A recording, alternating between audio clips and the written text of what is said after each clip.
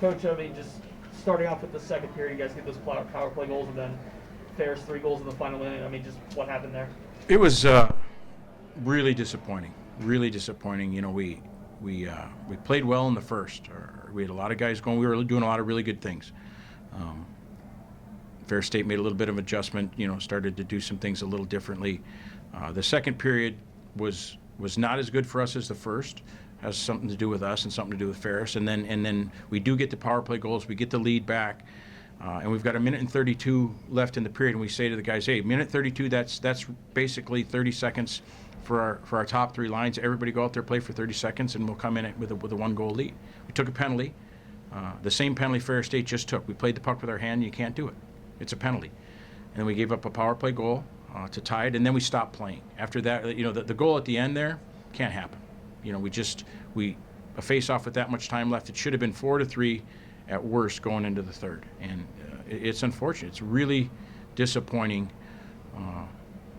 obviously, because of the result, because you're so close to coming in here feeling good about the third period and fresh and everybody ready to go, and then now you're down, and it's tough to overcome that, especially because we've had a difficult week with guys being sick, and it hasn't been an easy week, but that's not an excuse. We didn't play.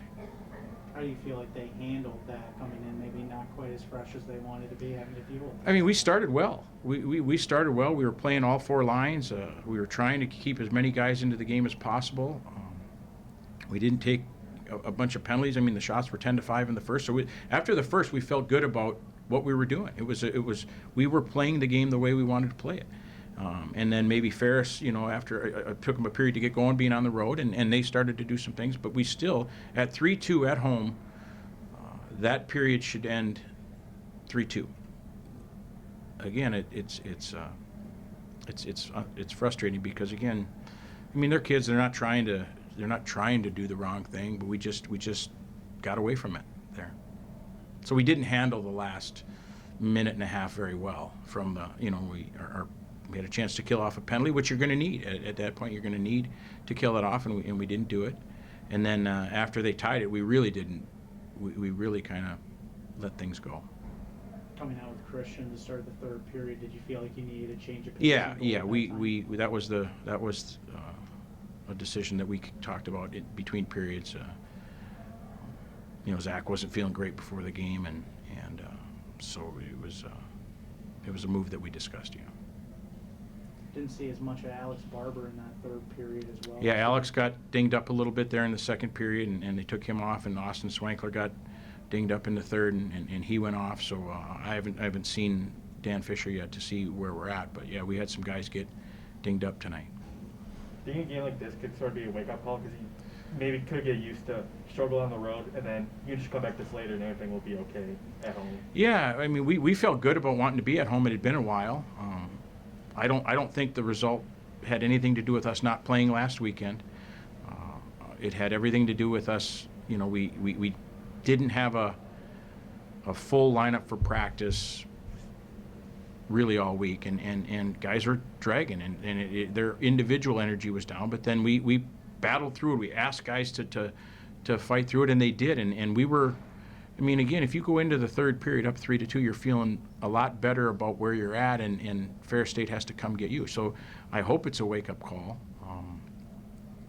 because, again, we need everybody. We're not reliant upon one player in this team. We need everybody, and that's why it's so important that our guys try to take advantage of their opportunities the best they can. And that's every day. And we talked about some things this week about our guys taking advantage of every day, which we need to do a better job of.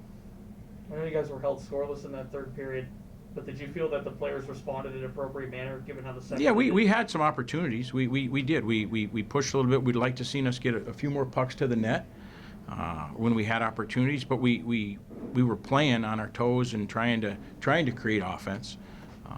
We just said, just keep shooting, you know, get to cut it to one, and then we'll see. And before that little skirmish broke out, we had some decent looks. We thought 6-on-5, and you know, and then when you lose Alex and you lose Austin, I mean, there's a lot of pieces that are missing from your power play. So when it was 4-on-4 and we tried to go 5-on-4, that was difficult. just to you're plugging guys in real quick that haven't been in those spots. But the third wasn't the issue. The issue was the last minute and a half of the second period. Those 2 power play goals Alex got in the second, were those plays kind of by design, or is that just a product of opportunity? Yeah, we saw, we had the 1 power play in the first period, and we didn't get any real great looks. We had some zone time, but didn't get any real great looks, and so we looked at the video between periods and talked about making some adjustments, and the guys did a really good job with that. Good tip on the second one, and then a really good play on the first one. So you just kind of have to take what they give you, yeah.